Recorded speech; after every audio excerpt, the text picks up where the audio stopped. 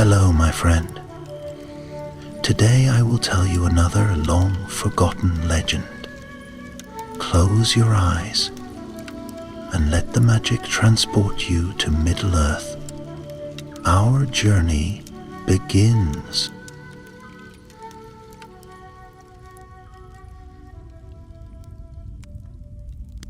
In the twilight of the First Age, when the lands of Beleriand still bore the battle scars of gods and kings, and the stars wove ancient light across the skies like silver thread on midnight cloth, a hush had settled over the eastern marches of the realm.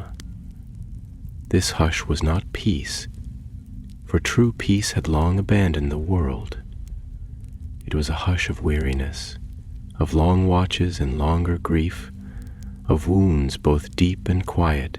The sons of Fëanor, proud and fierce in their oath-bound fury, had scattered like embers on the wind, and Maedhros, the eldest, carried a silence within him heavier than the crown he would never wear. Maedhros rode alone beneath the autumn boughs of Osiriand, his scarlet cloak flickering like flame against the gold of the leaves. The rivers whispered to him, rivers that had once sung joyfully of elven hosts, of laughter and light. Now they murmured in hushed tones, as though afraid to remember. The pale horse beneath him stepped with care, as though mindful of the burden its rider bore, an ancient weariness tempered in fire and sharpened by sorrow. The stars above him blinked slowly into view, and with them came memories of Tyrion bathed in the light of the two trees, of the trembling breath of his father Fëanor as he beheld the Silmarils for the first time, of blood upon white ships, of fire in the north, of brothers lost to madness or shadow.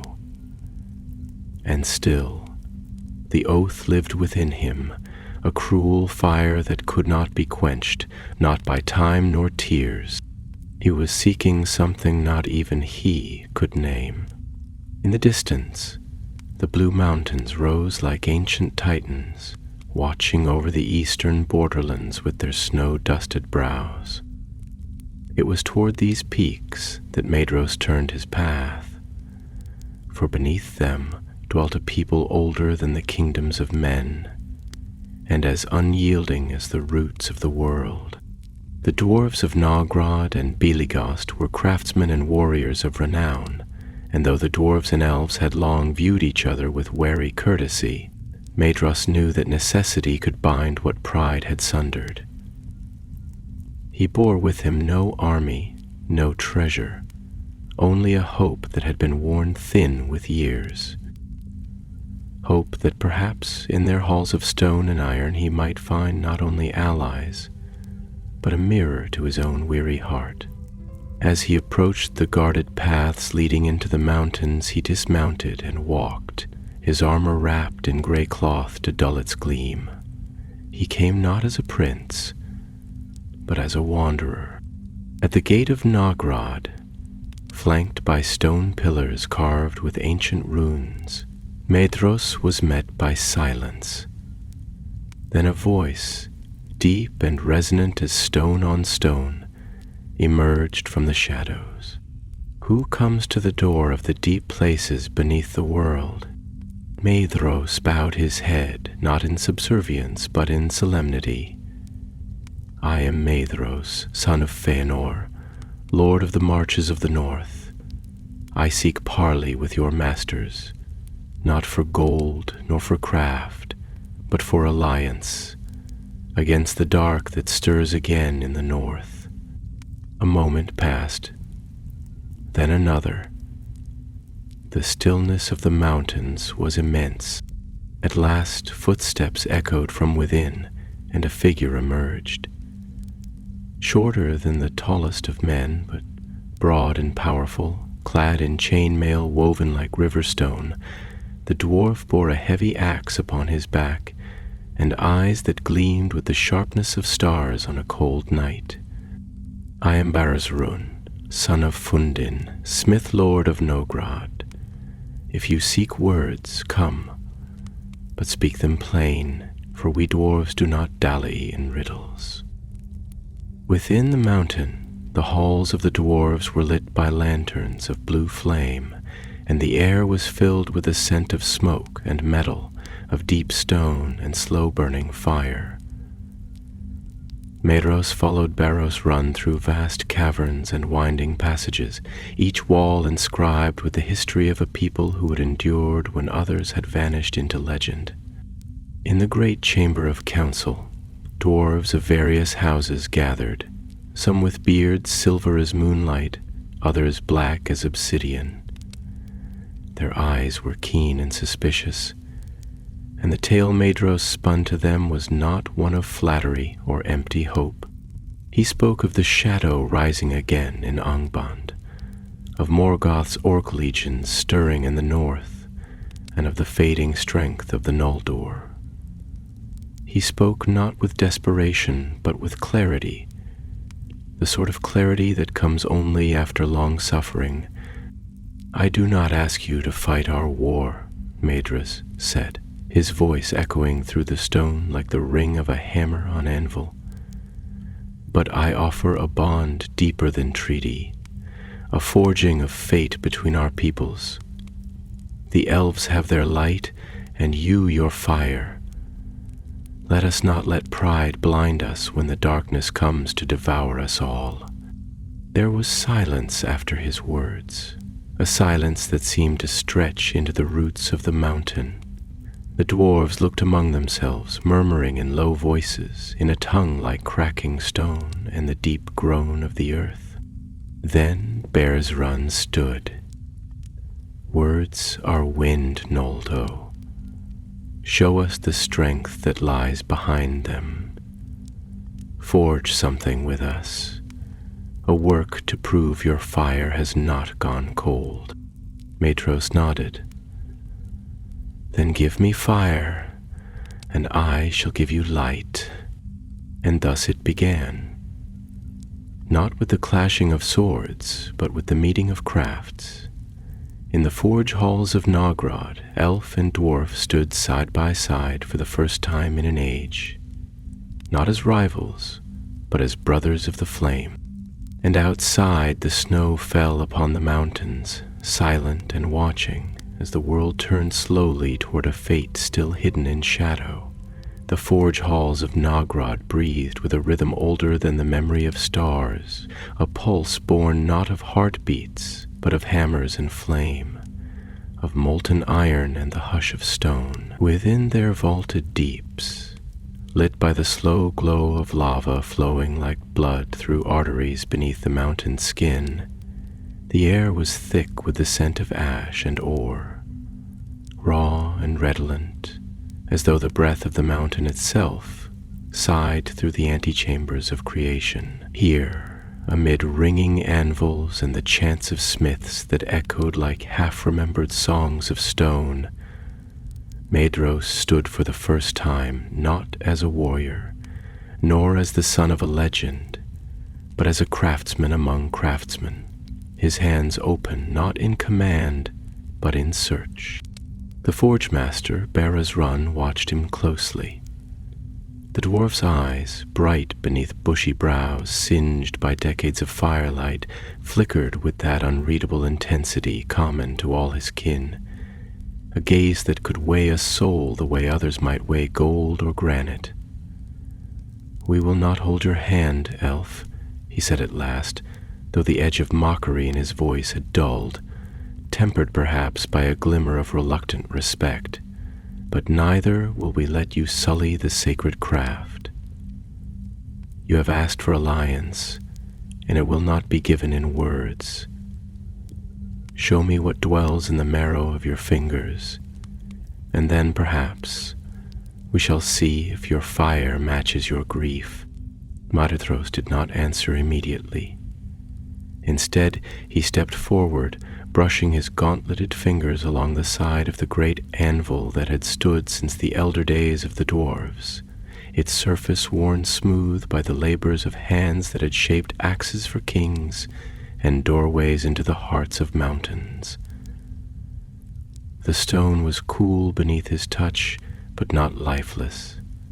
It hummed faintly, like the still breath of something dreaming deep within the bones of the world. And he spoke then, not to Barasrun alone, but to the hall, and to the mountain that cradled it, and to the memory of the flames that had once danced in the light of the two trees. "You ask what dwells in my fingers," he began, his voice low but clear, each word heavy with the weight of centuries and sorrow. "I will tell you, not pride alone, though pride has been my shadow since the day I spoke the oath.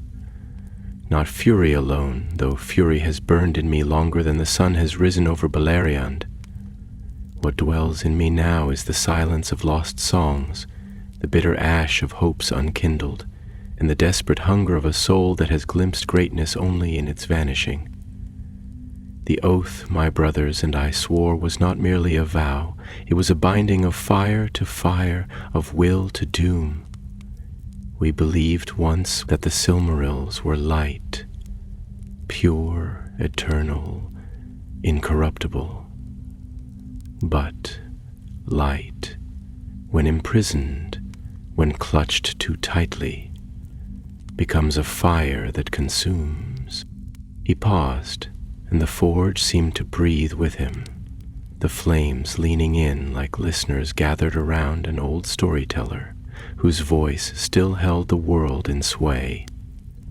Even Barasrun, arms folded and brow furrowed, gave no interruption.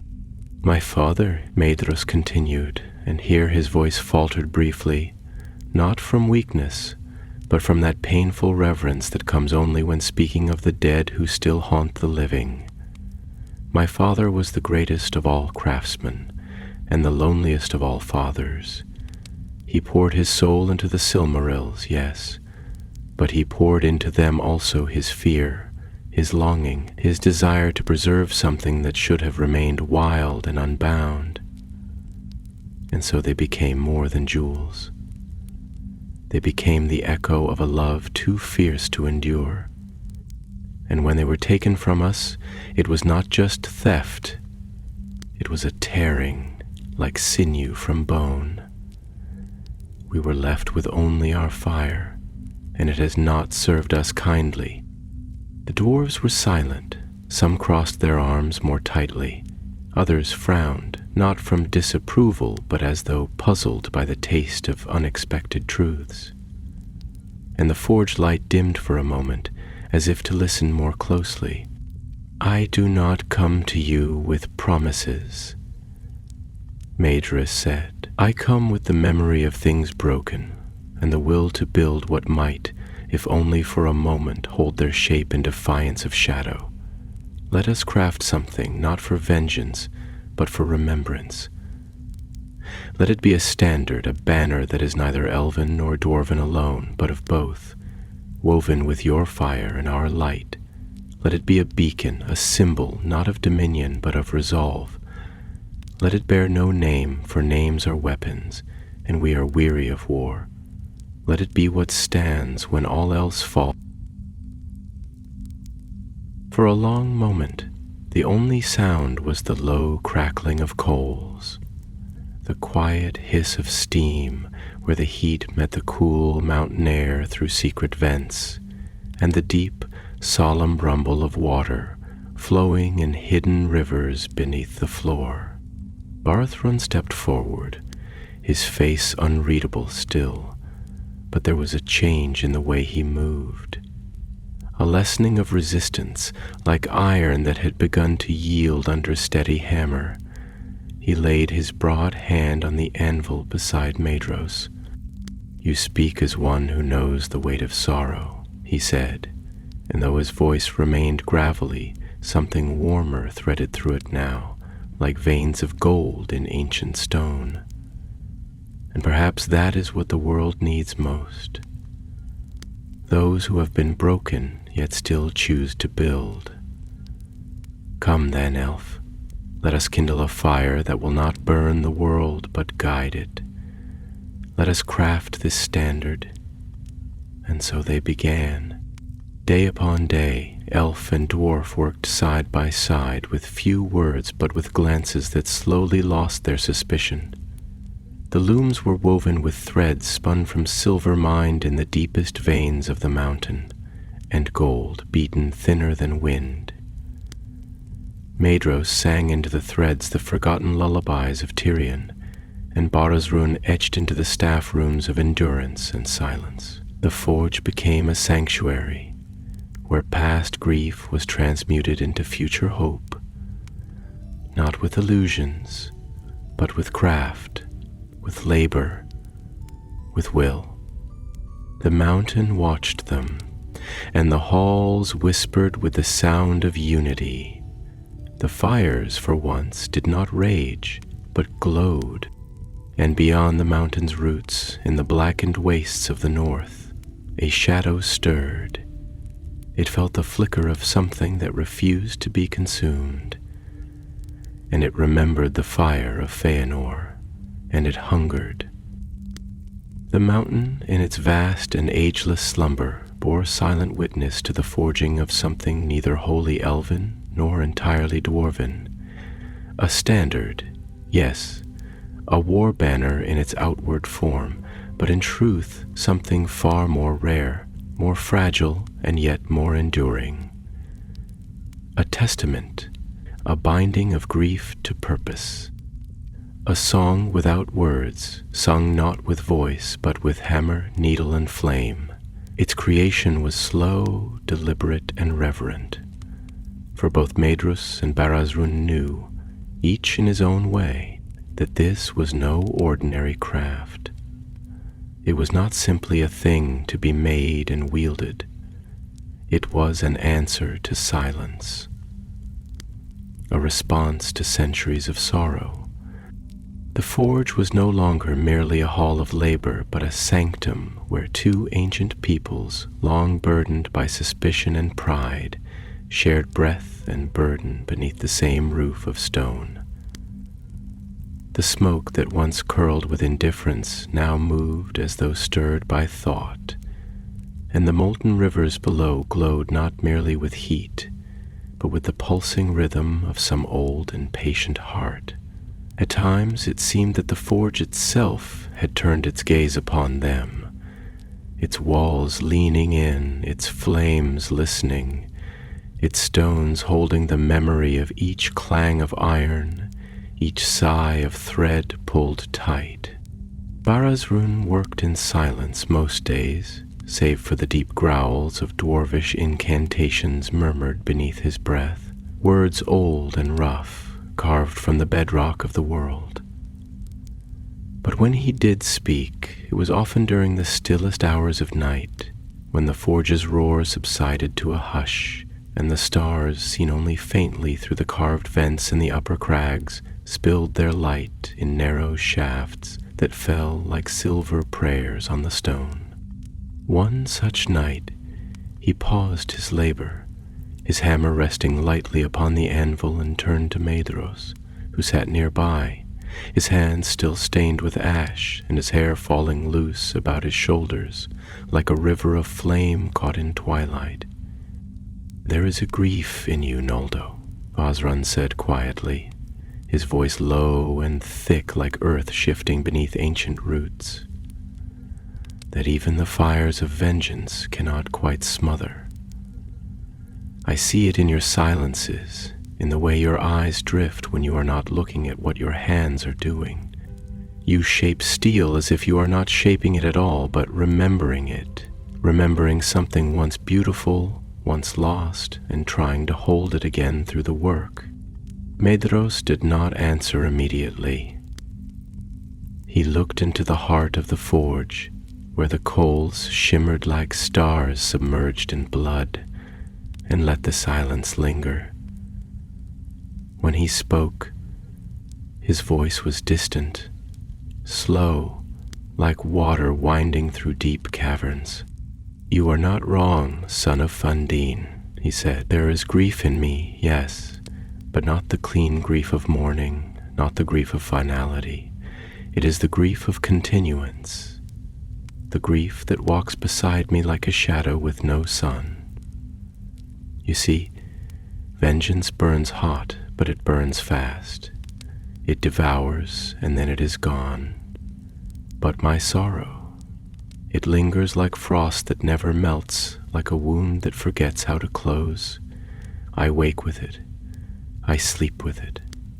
I carry it not because I choose to, but because it has nowhere else to go.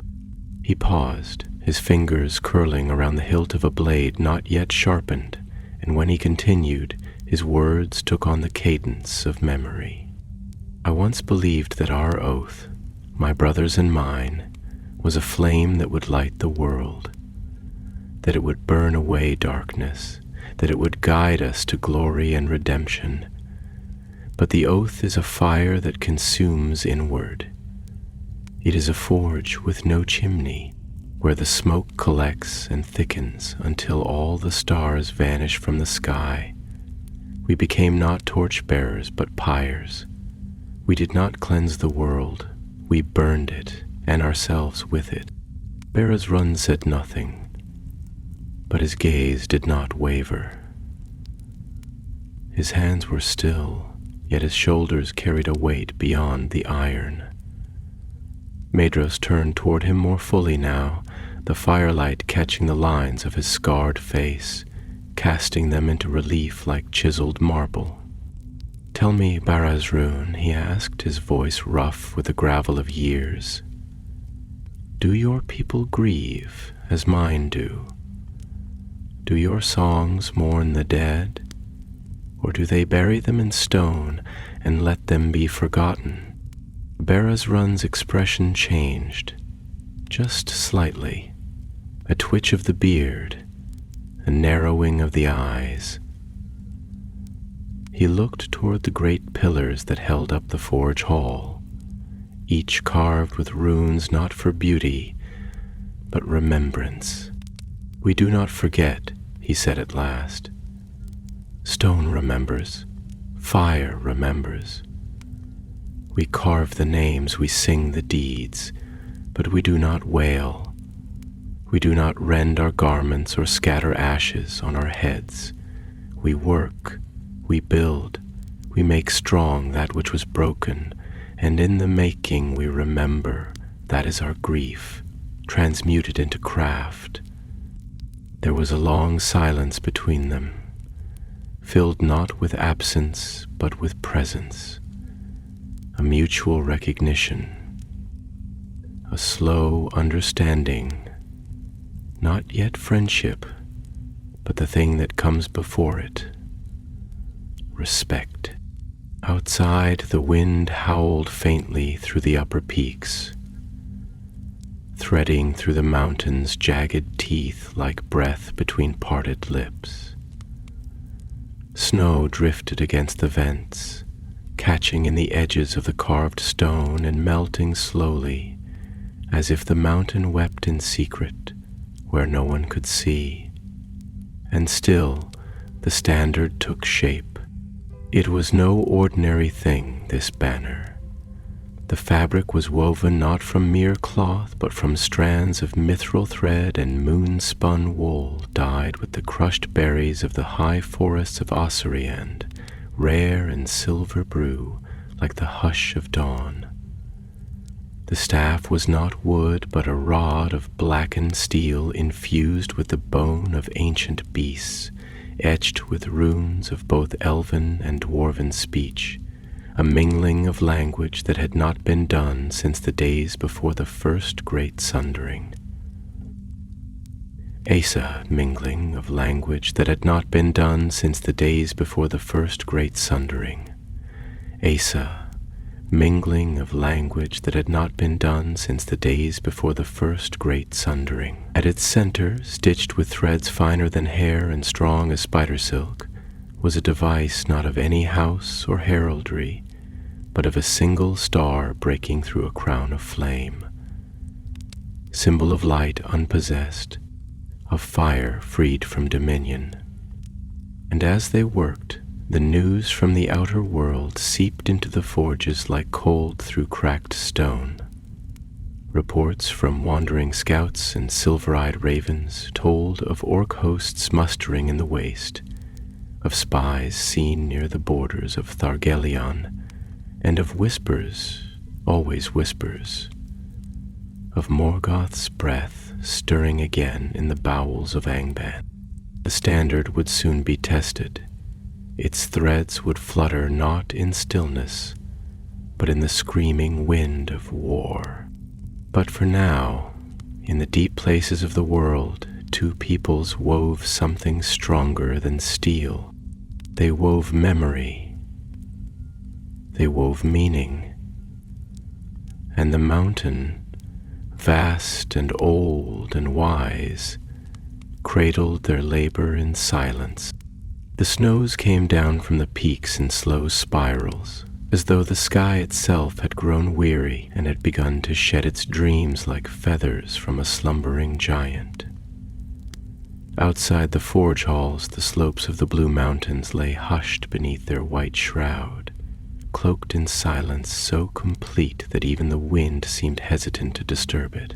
The sun, obscured by thick veils of gray, cast a pale and diffused light that did not warm the stone, but instead seemed to highlight its ancient coldness, its enduring quietude. The air smelled faintly of iron and pine, mingled with the deeper scent of time itself, a scent born of lichen-cloaked stones, snowmelt dripping down unseen crevices, and the slow respiration of the deep earth below. Within, in chambers lit not by day but by forge fire and stone lanterns carved with quartz veins that shimmered like captured starlight, Maedhros and Barasrun continued their work. But the banner, though near completion, had begun to take on more than form. It had begun to draw the weight of hope, and that weight, as all who have ever borne it know, is heavier than sorrow, because hope demands faith, and faith once given is the most painful of all things to lose.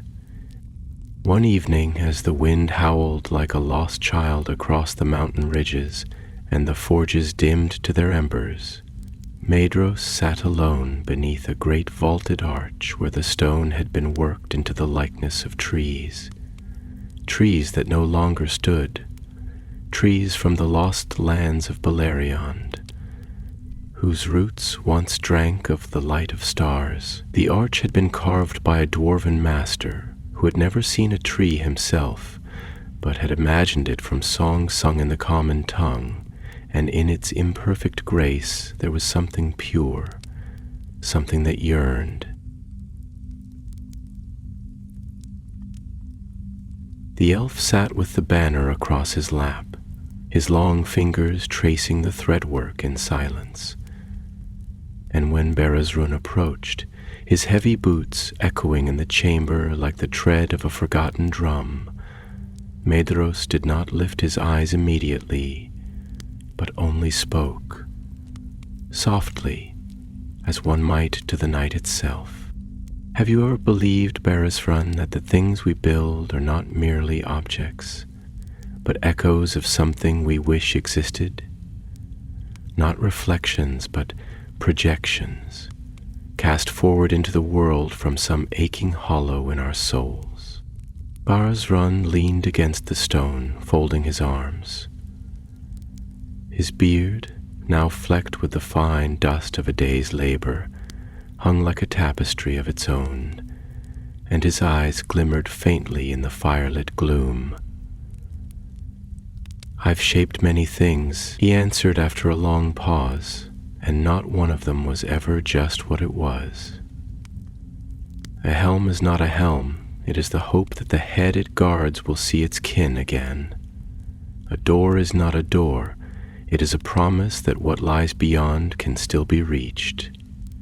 So yes, elf, I have known that truth. We do not make only what we need, we make what we miss.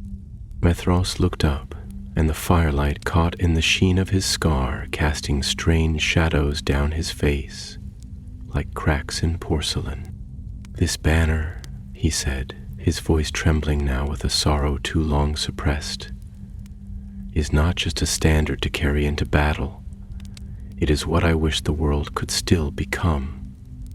It is the brother I could not save, the mother I never truly knew, the home I burned with my own hands. It is the lullaby I wish someone had sung to me before I swore the oath. It is everything I was meant to protect and failed. Bergeron stepped closer and his tone shifted, less the bluntness of a smith, more the depth of one who has buried too many. You speak as if you alone carry grief, Maedhros, he said, but I have seen the ash runes of Doriath. I have stood in silence before the tombs of the fallen kings. My kind do not write poems, but we do not forget. Our grief is stone. It does not weep, but it endures. We cannot afford to carry our sorrow like a sword. We carry it like a foundation stone, and we build upon it. That is the only way to honor the dead, not by fire, but by form. The elf was quiet for a time, and then, almost hesitantly, he asked, "Do you think they would forgive us if they saw this thing we've made together?" The dwarf sighed, and his breath rose in mist that hung between them like a ghost. "I think," he said, "that if there is anything beyond the circles of the world, and if those we have lost wait there, then they will not judge us by our victories, but by what we tried to save. And this," he gestured to the banner, "this is not a weapon. It is a memory made visible, and memory, Maedhros, is the first spark of redemption." As the words settled, the forge's flames gave a long hiss, and a sudden gust from the mountain vents stirred the banner upon Maedhros's lap. It fluttered slightly, as though breathing, and then the sound came, not from within the mountain, but from the outer world, a horn, distant but unmistakable, a note sharp and short, then another mournful, low, 3 calls, the sign of alarm. Bergeron's hand moved to his axe, not in fear, but with the grim efficiency of one long familiar with what danger feels like before it even has a name. "They've crossed the marches," he said flatly. "No more whispers. They come now with steel and fire." Maedhros rose slowly, folding the banner and binding it with a leather cord. He did not look panicked. He looked like one who had expected this all along. "We will not run," he said. "No," Bergeron agreed, his voice like stone grinding into place. "We will raise the standard, and we will see if what we've built holds." In the deep dark of the forge, the fire roared once more to life, and the mountain felt it, a pulse, like the first heartbeat of something ancient awakening. Snow shifted on the peaks. The wind howled, no longer childlike, but fierce and wild, and the stars above the blue mountains, half veiled by clouds, seemed to shiver. The march to the outer valley was slow and solemn, not because the warriors who moved across the snow-laden paths feared the coming war, though some did, but because each step forward felt like a passage through memory, like wading not through snow, but through all the sorrows they had carried here. The banners had not yet been raised, and so the valley lay under a shroud of gray uncertainty, the twilight sky hanging low and gravid with clouds that seemed to press down upon the world, as though the heavens themselves mourned what was to come. The blue mountains stood around them, no longer merely stone, but sentinels, ancient, weary, and burdened with the knowledge that beneath their roots and within their shadowed halls, old griefs had not only been buried, but had begun to stir. Maedhros rode at the head of the line, though he had no crown, no golden circlet to bind his brow, only the long fall of his red hair caught in the wind like a flame torn loose from a dying fire, and the standard wrapped in furs upon his back, as though it were a child carried into exile. He did not speak often, and when he did, his words fell into the snow like seeds, quiet, heavy, and meant not for the moment, but for whatever might come after. Behind him walked Barazrun, clad in full mail, his axe strapped across his broad back, and his eyes narrowed not with hatred, but with the grim resolve of one who has seen too many false dawns, and knows that when light comes, it often does so only after fire. The dwarves marched in rows, silent as the stones they revered, their boots crunching against the frost-bitten ground with the rhythm of inevitability. The wind blew across the plain, cold and restless, and with it came the scent of smoke, distant, acrid, the smell of trees not merely felled but desecrated. And then the sky grew darker, not with the natural coming of night, but with a shadow that moved against the wind, slow and unnatural, like the spreading of ink across the memory of a dream. It was not the shadow of clouds alone, but of movement, of something assembling, something vast, something older than fear. They made camp at the edge of the western rise, beneath the granite teeth that marked the threshold of the mountain realm, and there, under the muted light of a reluctant moon, Medros sat again by the fire, not with generals or kings, but with smiths and hunters, dwarves and elves alike, as though in this quiet circle of heat he could hold at bay for a little longer the yawning cold that threatened to swallow them all. It was Barazrun who broke the silence, his voice low, a sound that moved like stone across water. "They are more than we thought," he said, staring into the fire as though it were an oracle, a seer that might explain the workings of fate. Orcs, yes. Trolls, yes. But other things too. Creatures I have not seen in many years. Pale things with no eyes. Creatures bred in darkness to fear even the moon. And something else, something behind them, directing their malice not with rage but with hunger. Medros did not look up. He let the words settle like ash on his shoulders, and when he finally spoke, his voice was quieter still, as though he were speaking not only to the dwarf beside him, but to the memory of the fire that once burned in his father's heart. "I have long believed that the darkness is not merely an enemy to be fought, Barazrun," he said, "but a mirror. It reflects not just our fears, but our failures, our pride, our need to control what should have been cherished, our desire to preserve what cannot be preserved. Morgoth's greatest weapon is not the sword, but despair. He does not merely kill, he convinces you that you were never meant to live." The dwarf turned his gaze to Medros, and for a moment something softened in his expression. Not pity, but understanding, which is harder and rarer. "You speak as one who has seen that mirror." Medros nodded. "I have not merely seen it. I have looked into it so long that I began to believe it was truth, that the fire in me was not light, but the final flicker of something already dead. But now I wonder if fire, even when it destroys, might still warm, might still shine."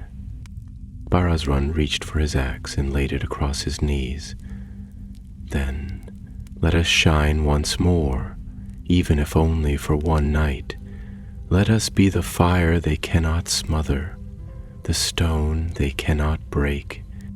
The wind rose suddenly, lifting sparks from the fire and sending them spinning into the dark, like prayers too fragile to reach the stars. And far off, across the frozen plain, there came a sound, a horn, faint but clear, a note of defiance, a signal the enemy had arrived. The camp stirred, quiet at first, then with urgency.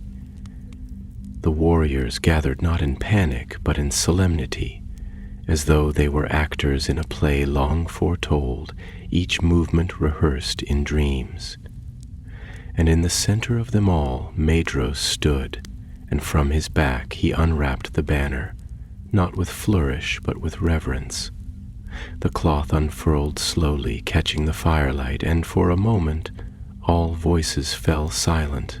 The star gleamed upon its field of night thread blue, the flame crown around it like the memory of the trees that once lit the world. Bars-Ran stepped forward and laid his hand upon the staff. "Raise it high, Maedhros. Let them see. Let them understand." And so he did. The banner lifted into the wind, and as it rose, the very air around it seemed to change. The snow that fell no longer felt like a burial shroud, but like the breath of something watching, something ancient. The mountains did not tremble, but they listened, and in the valley below the enemy saw the light. They did not charge, not yet, but they paused. And sometimes a pause is all the world needs to remember itself.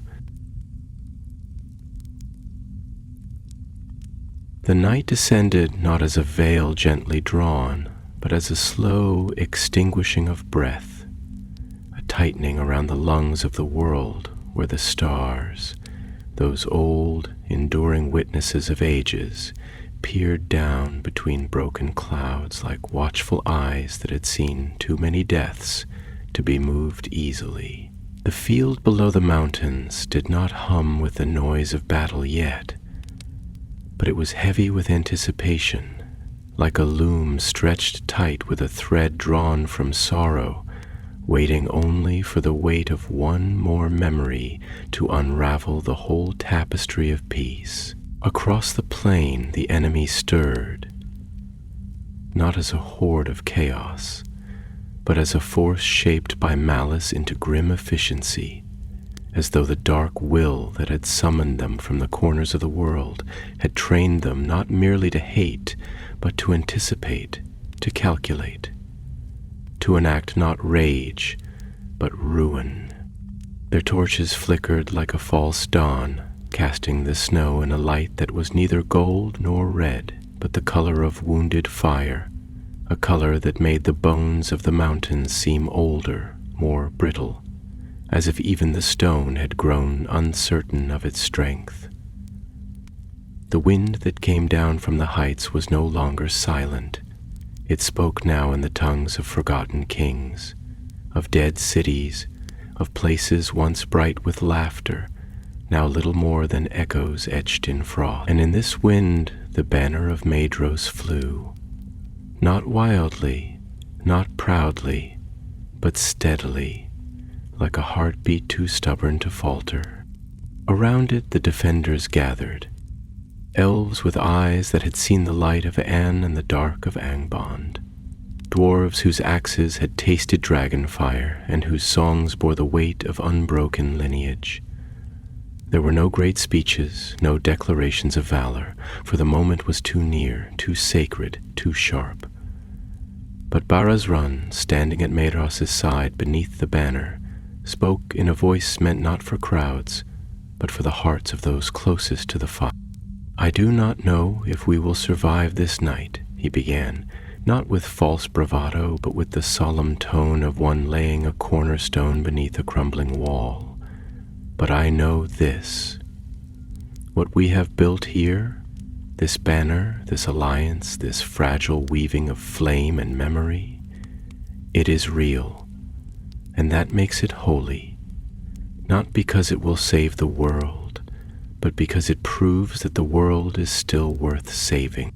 He turned his gaze to Maedhros, who stood silent, his fingers gripping the staff of the banner, not like a weapon, but like a tether.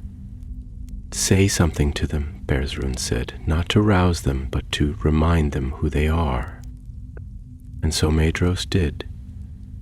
He stepped forward, the snow crunching beneath his boots with a sound that seemed to echo through more than just the valley. It echoed through time, through the halls of Tirion, through the ice of Helcarax, through the fire of Loscar. His voice, when it came, was not loud, but it carried, for it was carved from the same stone as the mountains themselves. "You know me," he said. "You know my house. You know my father's name and the oath we swore. You know the ruin we have wrought and the pain that follows us like a shadow bound to a flame. I do not stand here today to erase that pain. I cannot. No sword can undo what was done beneath the stars of Valinor. But I stand here because I have learned this. Grief is not a chain unless we choose to wear it. Sorrow is not a curse unless we wield it as one. We are more than what we have lost." He lifted the banner, and the wind caught it just then, as though the world itself wished to bear it aloft. This banner was not made in triumph. It was made in mourning, woven from memory, hammered in silence. It is not a symbol of victory. It is a defiance of despair. And I say this to you: if we fall, let us fall like the leaves of autumn, not in decay, but in color. Let the last thing they see be not our defeat, but our flame. A murmur passed through the line. Not a cheer, not a shout, but a deep, resonant stillness, the kind that settles in the heart when it chooses to endure, not out of hope, but out of love. Then came the drums. From the enemy camp a rhythm rose, not fast, but deliberate, like the counting of hours in a dying city. Each beat was a footstep in the dark, a reminder that the past had teeth, and that it had come now to claim its due. The orc surged forward first, clad in rusted iron and painted with the ash of the old wars. Behind them came the beasts, lumbering trolls with eyes like extinguished stars, and behind them, something worse, a silence that moved, a will that had no shape but hunger. The clash was inevitable. It was not a matter of minutes or hours. It was a matter of breath, and then breath ceased to be measured. Steel met steel, but it was not the sound of glory. It was the groan of history itself being bent and twisted. Elven blades sang with elegance, dwarven axes fell like judgments, and the banner in Maedros's hands became not only a signal but a promise. Where it flew, the line did not break. Barazrun fought with the rhythm of the forge, each strike deliberate, each block a stanza in the only poem he had ever known. Beside him, Maedhros was fire, not the wildfire of his youth, but the forge flame that tempers steel, controlled, patient, deadly. And still they came. The enemy had no limit. They poured forward not with strategy, but with inevitability.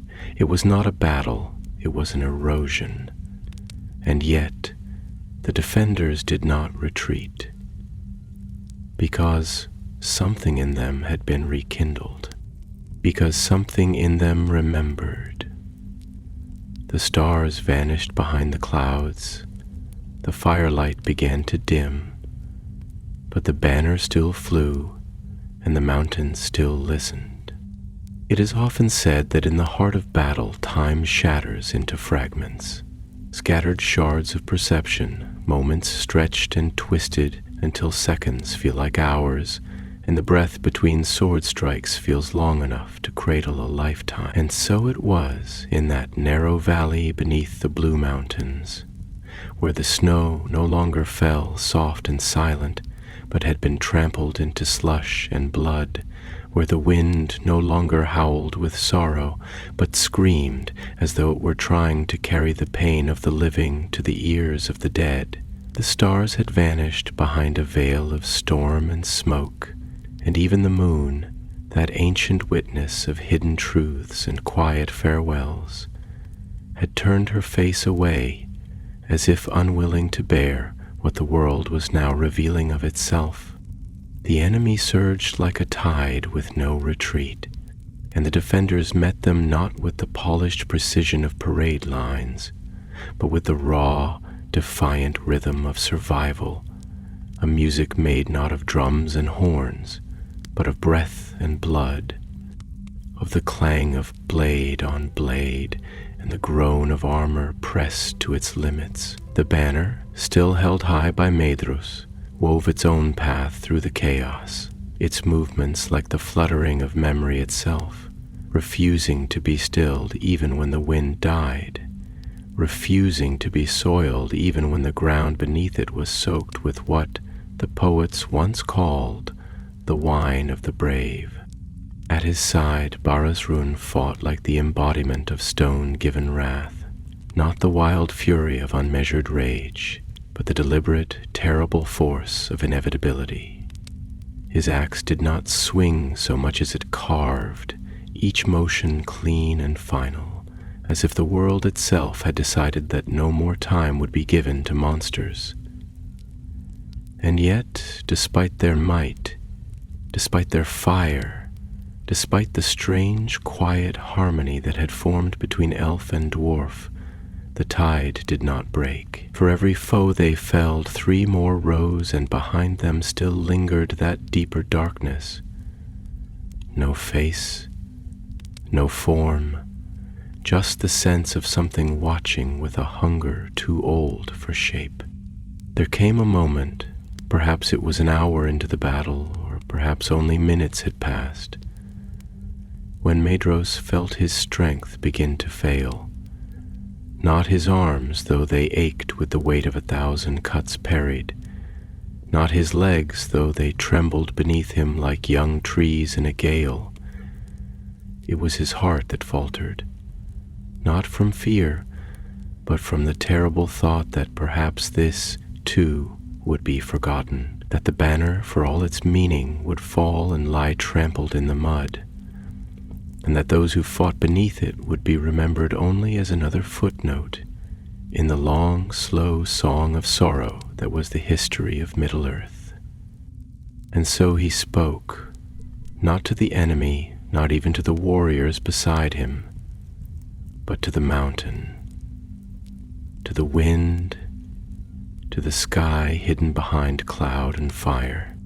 "If we fall here," he murmured, his voice raw with something deeper than pain, "let us not fall nameless. Let the stone remember.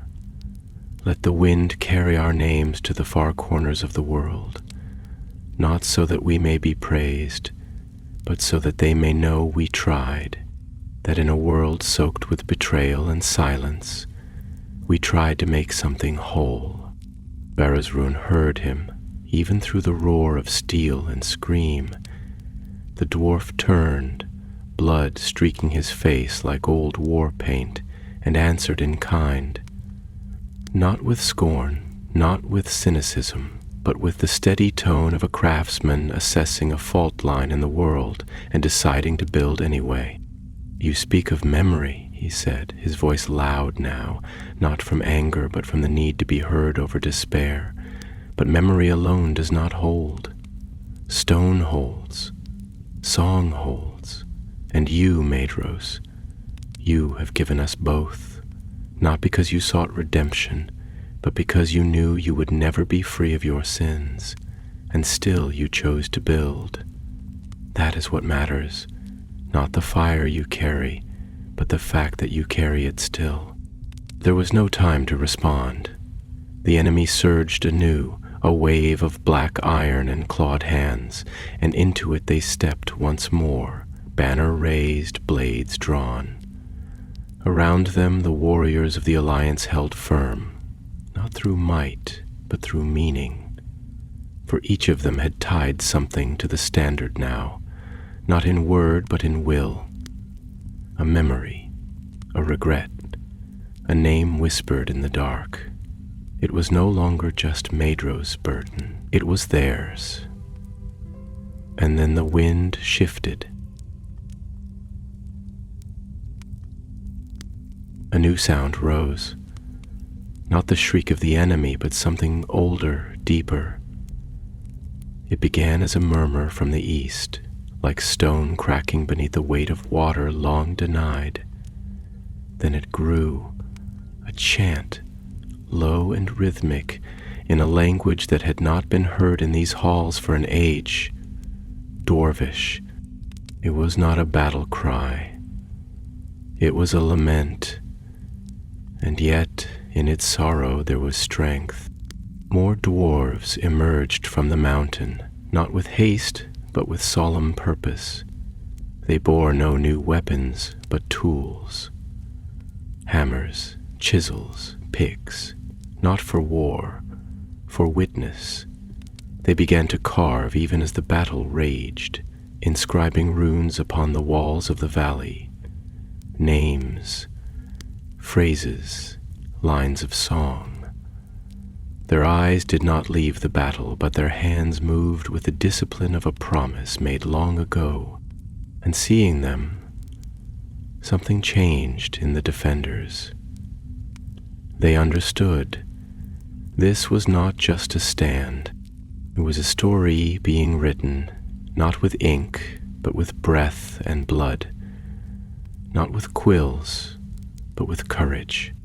And as Maedros lifted the banner once more high above his head, the wind caught it again, and the flames around the edges did not falter. They danced, not with fury, with grace. Dawn, when it finally arrived, came not with triumph but with silence, a silence so profound, so total, that it felt as though the world itself was holding its breath, waiting to decide whether this morning would be one of mourning or of memory. The snow, once churned into filth and blood, had frozen again in the night, preserving the battlefield beneath a fragile crust, a glistening skin of frost over a wound still raw. The clouds, spent and weary, had begun to drift apart in slow spirals, revealing a sky not yet blue but bearing that pale, uncertain light that comes just before color returns to the earth. It was the light of thresholds, of things unfinished but beginning. It touched the mountains first, gilding their peaks like the breath of something sacred, and then it crept down into the valley, softening even the iron shapes that had died in twisted forms with their weapons still clutched in rigid fingers. Maedro stood in the center of that silence, and in his hand the banner still flew, tattered now, torn in places where blade and claw had struck, yet whole at its core, its emblem a star breaking through a crown of flame, still gleaming, still defiant. His armor was dented, his body bruised and bloodied, and his eyes carried the weight of 1,000 battles, but in them too was a flicker of something unfamiliar, something perilously close to wonder, for they had not been broken, though the enemy had come in waves without end, though despair had clawed at the edges of every soul. The alliance had held, not through superior numbers, nor through the might of ancient magic, but through the quiet, unyielding bond forged in the depths of the forge halls, in the stillness between words, in the long nights of shared labor and longer truths. Around him the valley stirred. The survivors moved slowly, not from pain alone, but from the reverence of the moment, as though they feared that any sudden motion might shatter what had been bought at such cost. Dwarfs leaned on axes that had once cut through dragon scale, their breaths slow and steaming in the morning chill.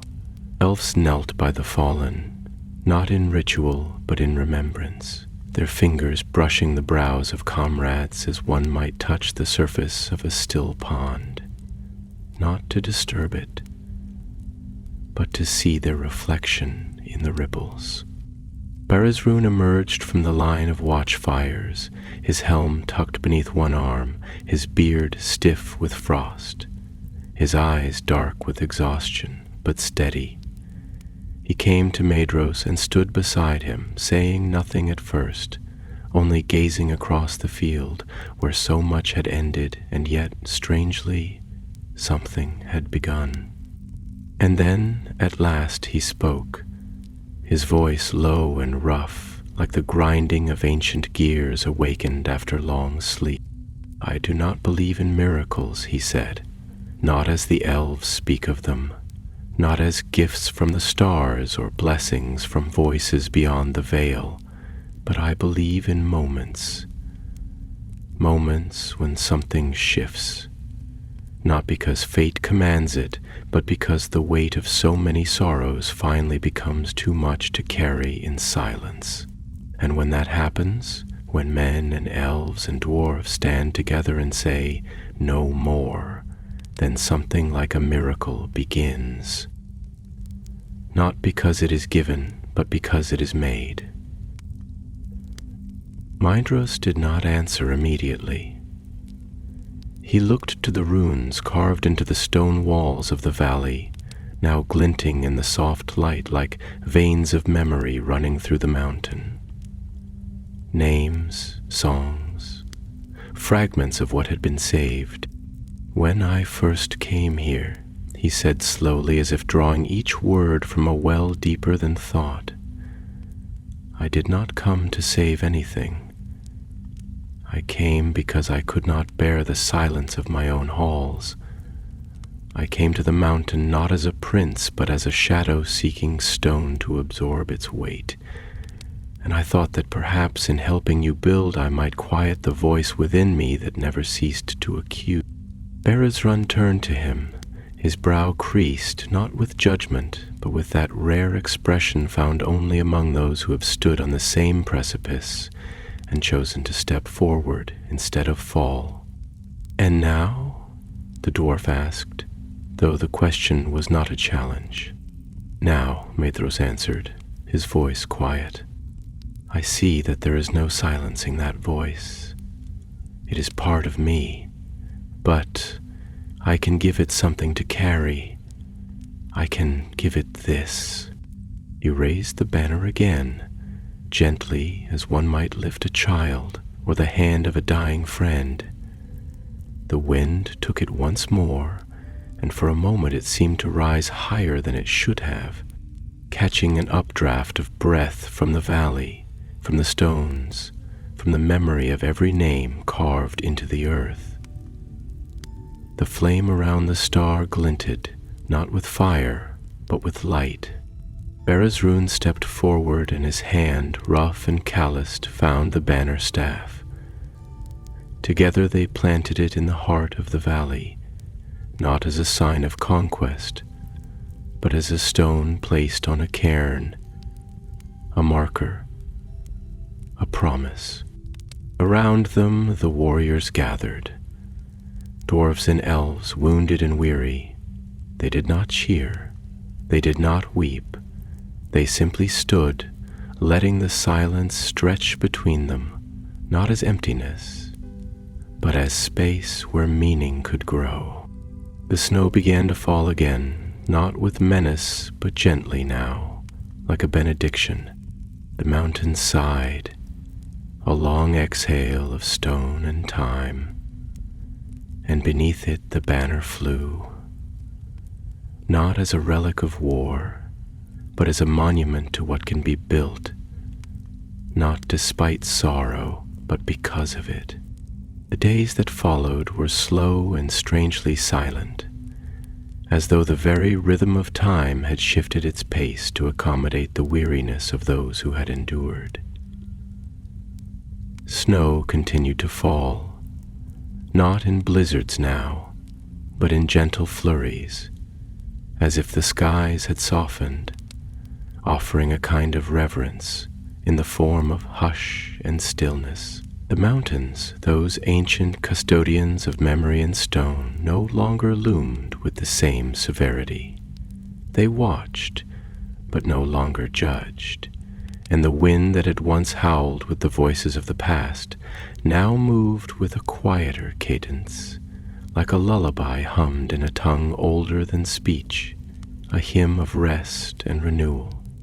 In the valley, among the ruins of the enemy's advance and the still forms of those who had not seen the morning, the living moved not with triumph, but with care, their footsteps slow, their eyes low, as if every action were a thread being woven into the tapestry of the fallen. No graves were dug hastily, stones were chosen with deliberation, names carved with precision, and songs, soft, fractured, often unfinished, were sung not to the heavens but to the earth, that it might cradle these sacrifices and remember what those above could not afford to forget. Maedhros walked among them, not as a lord nor as a commander, but as one who had held the fire and survived its burning, not untouched, but tempered.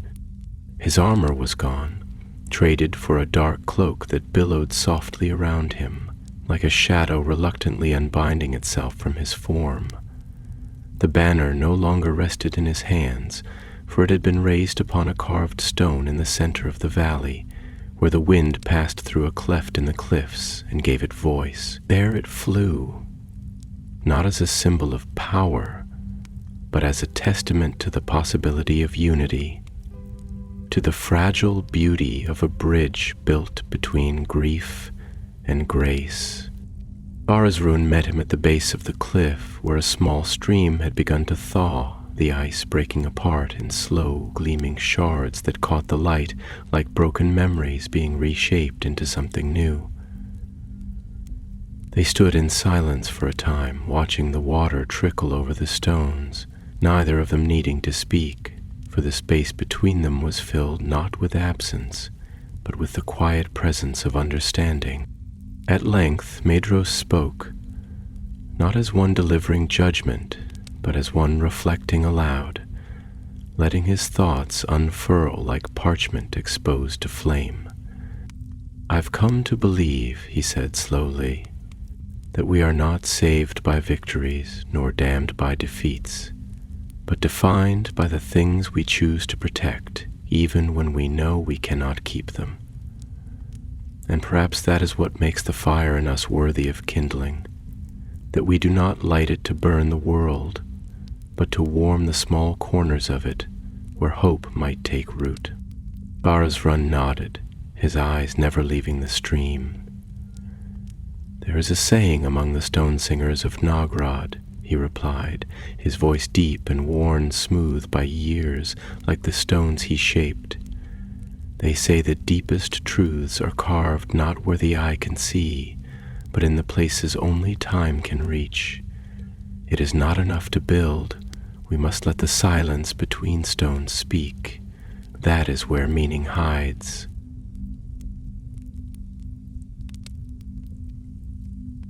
Maedhros turned toward the banner in the distance, its fabric catching the sun now rising fully above the ridge, casting long shadows behind the cairns of the fallen.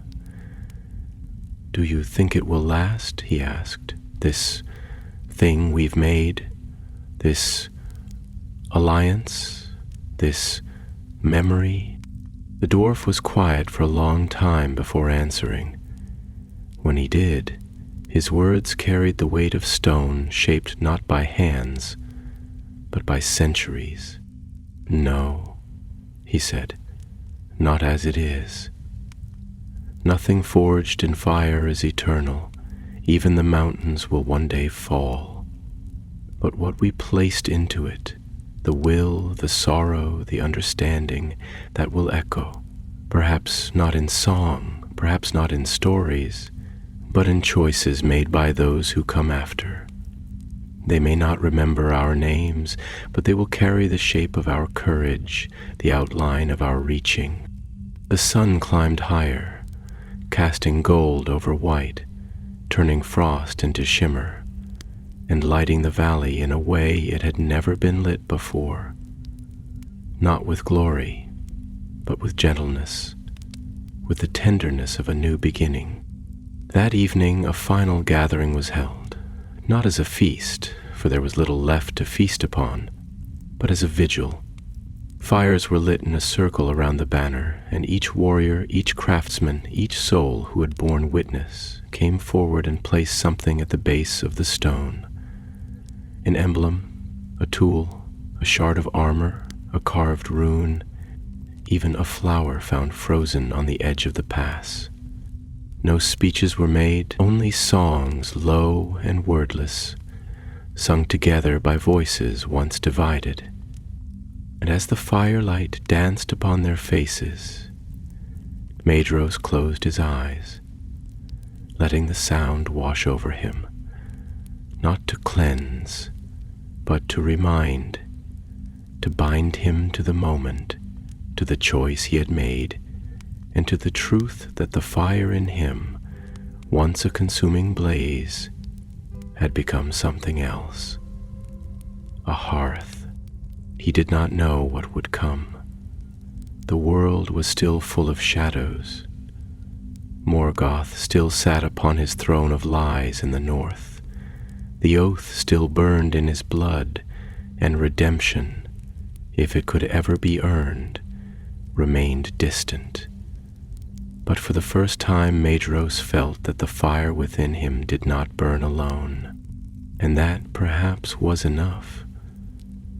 Above them the stars returned to the sky, not triumphant, but watching, and beneath their gaze the banner flew, still, always, and the mountains, those old keepers of stories and stone, remembered.